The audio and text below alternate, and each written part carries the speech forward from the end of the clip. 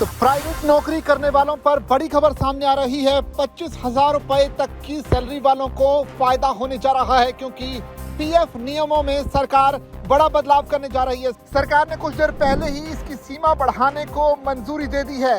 ये एक बड़ा फैसला इसलिए क्योंकि वित्त मंत्रालय ने कर्मचारियों को दिए जाने वाले जरूरी पीएफ कवरेज के लिए वेतन सीमा को अब 15,000 रुपए प्रति माह से बढ़ाकर 25,000 रुपए प्रति माह करने की अपनी मंजूरी दे दी है।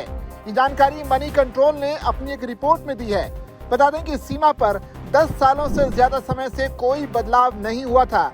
नए नियमों के लागू होने के बाद 25,000 रुपए प्रति माह तक कमाने वाले अधिक जो कर्मचारी है खुद ही पीएफ और पेंशन योजनाओं के दायरे में आ जाएंगे। हालांकि ये बदलाव कैबिनेट की मंजूरी के बाद ही प्रभावी होगा और सरकार ने अभी तक इसकी शुरुआत की जो तारीख है वो घोषित नहीं की है। बदलेगा क्या वो आपको बताते हैं। अब तक 15,000 रुपए प्रति माह तक कमाने वाले कर्मचारियों को सरकार की कर्मचारी भविष्य निधि यानी कि ईपीएफ और कर्मचारी पेंशन योजना यानी कि ईपीएस के अंतर्गत आना जरूरी था। वेतन सीमा बढ़कर 25,000 रुपए हो जाने के बाद 25,000 रुपए तक का बेसिक पे पाने वाले कर्मचारियों को भी इन योजनाओं के अंतर्गत आना होगा। इस सीमा में बढ़ोतरी का सीधा सा मतलब ये है कि कंपनियों और सरकार को ज्यादा कर्मचारियों के लिए योगदान देना होगा, जिससे उनकी कुल लागत बढ़ जाएगी।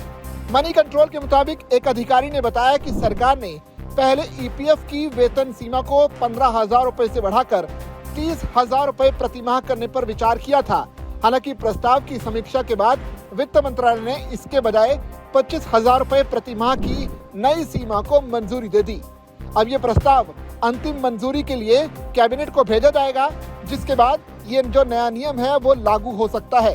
फिलहाल केवल 15,000 रुपए प्रति महीने के बेसिक पे पाने वाले कर्मचारियों को ही कर्मचारी भविष्य निधि यानी कि ईपीएफ और कर्मचारी पेंशन योजना यानी कि ईपीएस के अंतर्गत शामिल होना जरूरी है।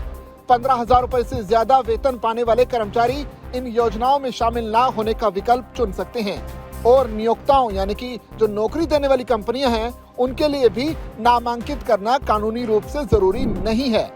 अगर वेतन बढ़कर 25,000 रुपए कर दिया जाता है तो 15,000 रुपए से लेकर 25,000 रुपए प्रति माह के बीच वेतन पाने वाले कर्मचारियों को भी इन योजनाओं के अंतर्गत आना होगा। इससे प्राइवेट सेक्टर के कई और कर्मचारी सरकार की भविष्य निधि और पेंशन योजनाओं के दायरे में आ जाएंगे। नियोक्ताओं के लिए इसका मतलब ये है कि उन्हें ज्यादा कर्मचारियों के लिए पीएफ और पेंशन में योगदान देना होगा। परिणाम स्वरूप उनके वेतन संबंधी जो खर्च है यानी कि पैरोल की जो लागत है वो बढ़ जाएगी। वेतन सीमा में बढ़ोतरी से पेंशन योजना पर सरकार का खर्च भी बढ़ने की उम्मीद है। कर्मचारी पेंशन योजना के तहत नियोक्ता कर्मचारी के बेसिक पे का 8.33% योगदान देता है, जबकि सरकार मूल वेतन का 1.16% योगदान देती है। साल 2026-27 के लिए सरकार ने कर्मचारी पेंशन योजना के लिए 11,144 करोड़ रुपए आवंटित किए हैं। वर्तमान में ईपीएफ और ईपीएस केवल 20 या उससे ज्यादा कर्मचारियों वाली कंपनियों के लिए जरूरी है। छोटी कंपनियां खुद की इच्छा से इन योजनाओं में शामिल हो सकती हैं, लेकिन ऐसा करना उनके लिए जरूरी नहीं है। नई वेतन सीमा मुख्य रूप से ऑर्गेनाइज्ड प्राइवेट सेक्टर के कर्मचारियों को प्रभावित करेगी। केंद्र सरकार के कर्मचारी पेंशन योजना के अंतर्गत नहीं आते हैं, क्योंकि उनकी एक अलग ही पेंशन सिस्टम है। मनी कंट्रोल के मुताबिक एक अधिकारी ने कहा कि मंत्रिमंडल के प्रस्ताव को मंजूरी मिलने के बाद ही नई वेतन सीमा तुरंत लागू होने की उम्मीद नहीं है, क्योंकि सरकार कंपनियों को अपने पैरोल सिस्टम, अनुपालन प्रक्रियाओं और अन्य कार्य संबंधी सिस्टम को अपडेट करने के लिए कुछ अतिरिक्त समय दे सकती है। इसका मतलब यह है कि नई 25,000 रुपए की ईपीएफ वेतन सीमा आधिकारिक रूप से लागू होने से पहले एक ट्रांजिशन टाइम पीरियड हो सकता है। तो सरकार के इस फैसले पर आप क्या कुछ सोचते हैं? अपनी राय कमेंट के जरिए हम तक साझा कीजिए। बाकी इसी तरह की खबरों के लिए बने रहिए जागरण बिजनेस के साथ।